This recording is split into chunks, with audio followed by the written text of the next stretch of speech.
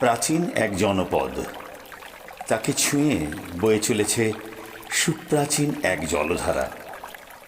আর তারই কূলে দাঁড়িয়ে সে গুনগুন করে চলেছে কবিগুরুর সেই বিখ্যাত রচনা, ওগো নদী আপন বেগে পাগল পাড়া, আমি স্তব্ধ চাঁপার তরু, ইত্যাদি ইত্যাদি।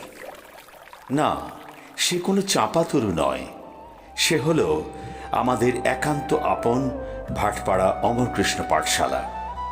চাঁপা তরুর মতো তারও চলন আছে, চলা নেই। সে চলন যে কি মধুর, কি দারুণ আনন্দের, তা শুধু সেই জানে যে একবার অন্তত তার সাথে হেঁটেছে।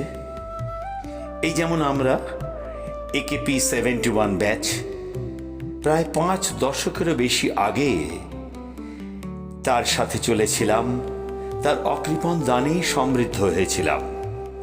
দেখতে দেখতে সে পেরিয়ে এলো 100টা বছর। তার হাত ছাড়িয়ে আজ আমরাও ছড়িয়ে পড়েছি নানা দিকে, কেউ কাছে, কেউ দূরে।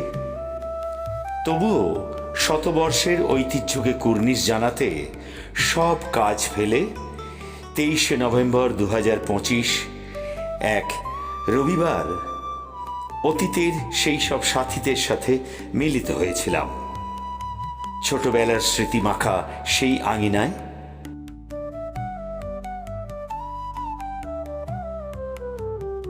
কালের নিয়মে বহিরঙ্গে তার বদল ঘটলেও অন্তরঙ্গে খুঁজে পেলাম সেই অতীতকে যখনই গিয়ে দাঁড়ালাম পুরনো ক্লাসরুম বা করিডোরে।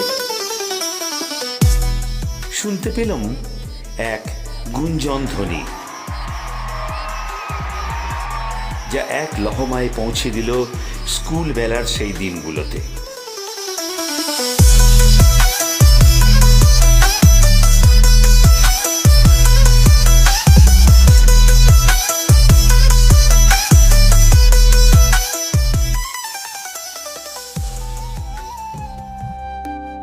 এমনি করে স্মৃতি আর সত্যির রোমন্থনে কেটে গেল বেশ অনেকটা সময়। সময় ফুরিয়ে এবার ফেরার পালা।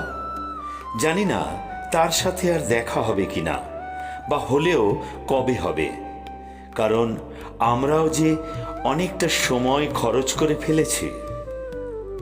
তবে সে থাকুক আমাদের প্রাণের ভাটপাড়া অমরকৃষ্ণ পাঠশালা, তার সুমহান ঐতিহ্যের বলে বলিয়ান হয়ে।